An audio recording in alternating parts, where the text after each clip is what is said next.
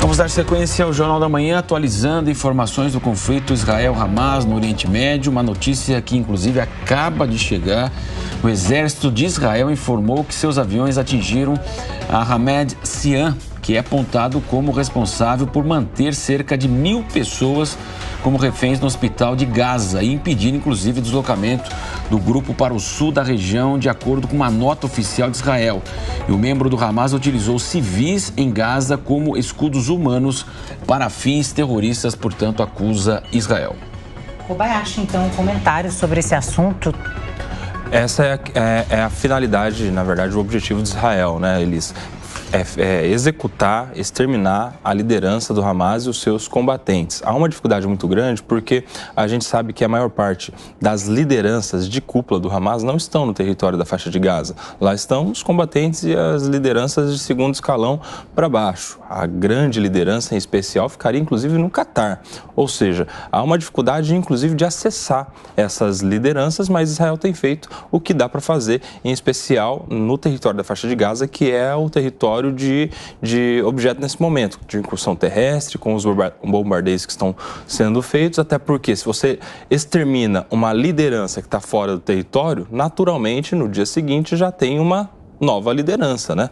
É aquela história do rei morto, rei posto. Já tem um vice-líder, um sub-líder, alguém que vai assumir esse poder, porque não há vácuo de poder, inclusive, nesse grupo terrorista. Por outro lado, se você elimina os combatentes e aqueles que estão no front, ali, comandando as operações terroristas, há uma dificuldade e um tempo, um prazo que se espera para que eles possam se restabelecer, se reorganizar. Por isso que o foco é, inicialmente, neste momento, no território da faixa de Gaza, com as lideranças que ali estão, até porque a informação de que os reféns também estão lá, e esse tem sido, inclusive, um dos grandes objetivos de Israel, alcançar e pegar esses reféns novamente, libertar esses reféns e trazê-los novamente para o território de Israel. Então, uma importante notícia, porque a gente vê o objetivo de Israel sendo alcançado com essa eliminação de um membro do Hamas.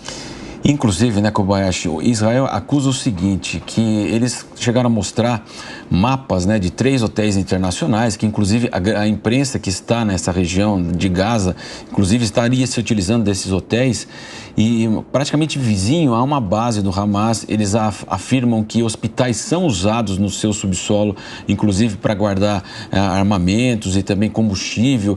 Por isso também não há um acordo em relação à liberação de combustíveis, porque eles acham que vão ajudar a armar o Hamas, inclusive, e nas suas operações.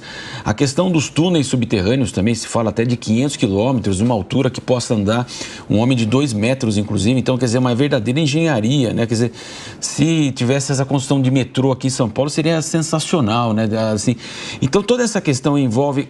É muito estratégica, cada lado fala alguma coisa, mas, de qualquer forma, então, parece haver sentido, de fato, a utilização dos como escudos humanos mesmo nessa disputa agora nessa contraofensiva de Israel.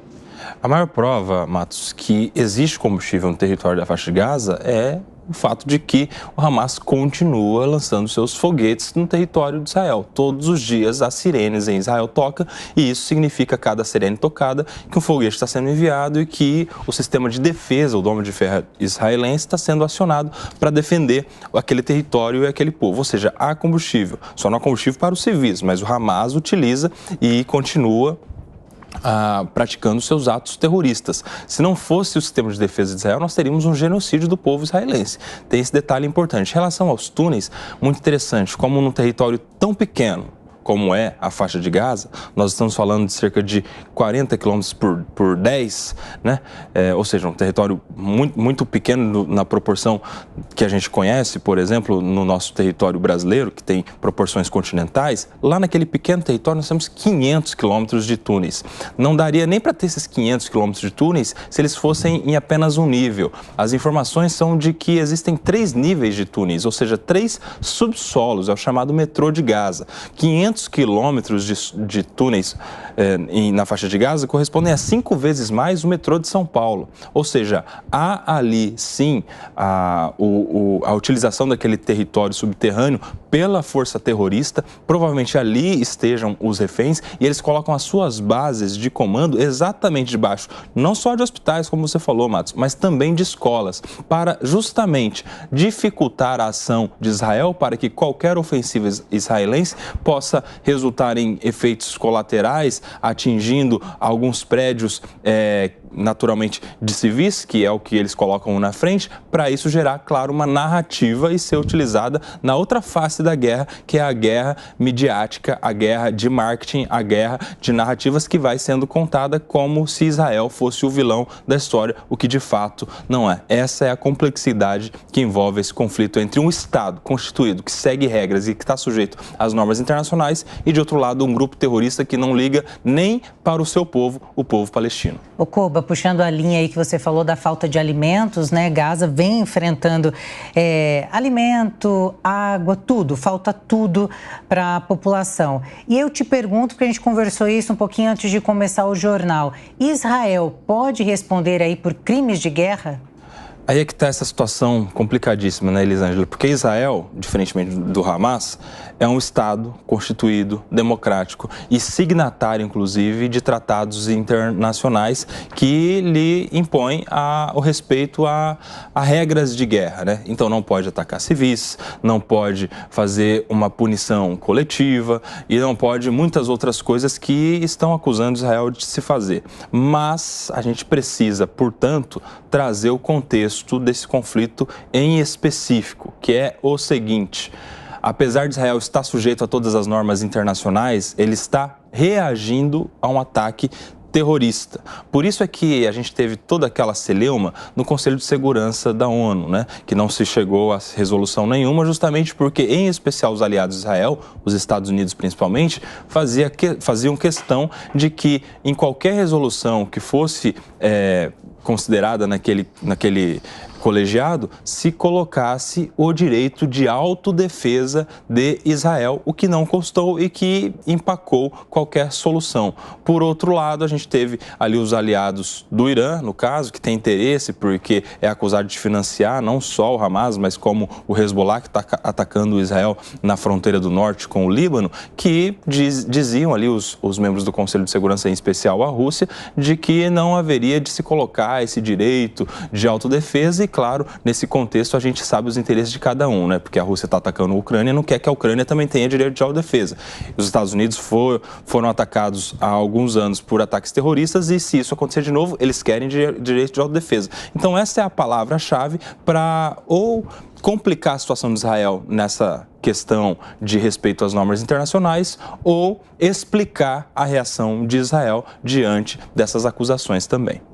Kobayashi, nós falávamos inclusive da utilização de hospitais, você até falou escolas, e justamente, né, o Ahmed Sain, ele foi morto enquanto ele se escondia numa escola Al-Burak, onde com outros terroristas também, ele foi morto, portanto, pelas forças de Israel.